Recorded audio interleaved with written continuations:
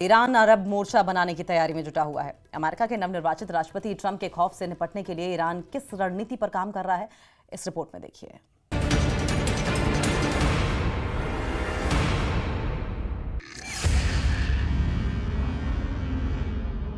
America में सत्ता परिवर्तन के पहले ये ईरान की अरब मोर्चा बनाने की तैयारी है। अमेरिका के नवनिर्वाचित राष्ट्रपति ट्रंप के खौफ से निपटने के लिए ईरान अरब मोर्चा बनाने पर फोकस कर रहा है। इसकी पहली कड़ी की तस्वीरें तेहरान से आई हैं। सऊदी अरब के general chief of staff Fayyad al Ruwaili ने ईरान के आर्म्ड फोर्सेस के chief of staff Mohammad Bagheri से मुलाकात की है। दोनों के बीच डिफेंस डील को लेकर वार्ता हुई है। डिटेल अभी नहीं आई है, लेकिन 5 पॉइंट में इसे समझने की कोशिश करते हैं कि ईरान के अरब मोर्चा बनाने के पीछे असली मकसद क्या है। पहला, सऊदी अरब के साथ पिछले साल से ही ईरान के रिश्ते में नया चैप्टर जुड़ा है, इसलिए ईरान सऊदी अरब के साथ नया गठजोड़ बनाना चाहता है। दूसरा, ईरान अमेरिका को मध्य पूर्व से बाहर करना चाहता है। तीसरा, अमेरिका के गैर मौजूदगी में मध्य पूर्व में चीन की ताकत बढ़ेगी तो ईरान का पक्ष मजबूत होगा। चौथा, ईरान अपने परमाणु कार्यक्रम को मुकाम पर पहुंचाना चाहता है। पांचवा, सऊदी अरब जैसा शक्तिशाली देश ईरान के साथ आता है तो जॉर्डन, तुर्की और मिस्र जैसे देश ईरान का साथ दे सकते हैं। ईरान इस वक्त बहुत बुरा फंसा हुआ है।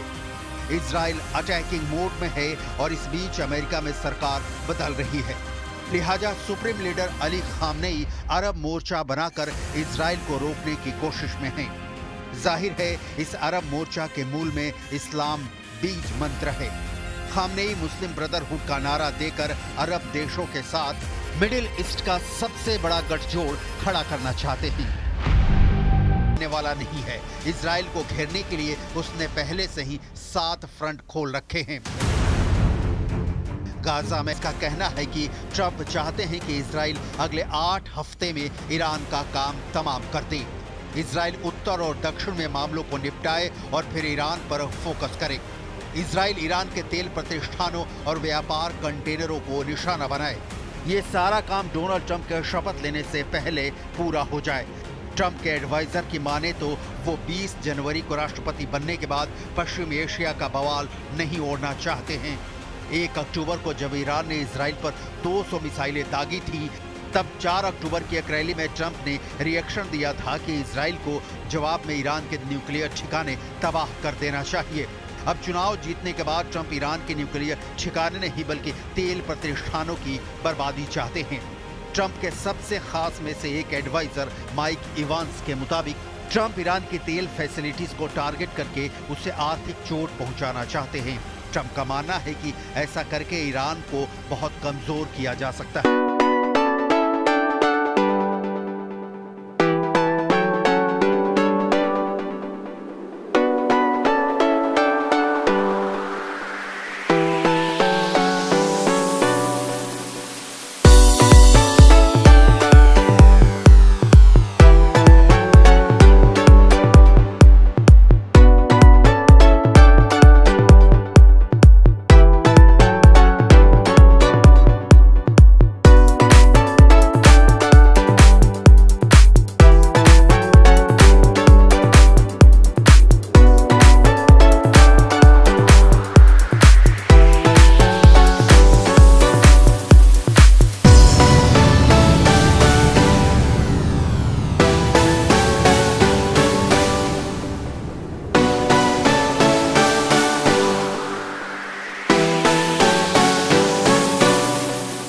बदला के तौर पर देखा जा रहा है।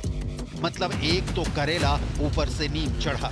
ट्रंप किसी भी हालत में ईरान को छोड़ने वाले नहीं हैं। ये इजराइल के लिए बेहतरीन मौका है।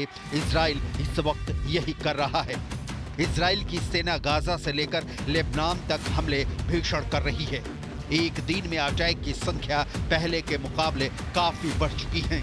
ऐसा इसलिए है क्योंकि नेतन्याहू को लगता है कि ट्रंप जब राष्ट्रपति पद की कुर्सी संभालेंगे तब उन्हें हमास से लेकर हिजबुल्लाह, हूथी और ईरान तक सभी दुश्मनों पर अटैक की खुली छूट मिलेगी। इजराइल के प्रधानमंत्री बेन्यामिन नेतन्याहू ने सिर्फ 24 घंटे में अमेरिका के नवनिर्वाचित राष्ट्रपति डोनाल्ड ट्रंप के साथ 3 बार फोन कॉल पर बात की है। इजराइल ट्रंप के सत्ता में आने को लेकर उत्साहित है और इसका कारण भी है। ये ट्रंप हैं जिन्होंने दिसंबर 2017 में यरूशलेम को इजराइल की राजधानी के रूप में मान्यता दी थी।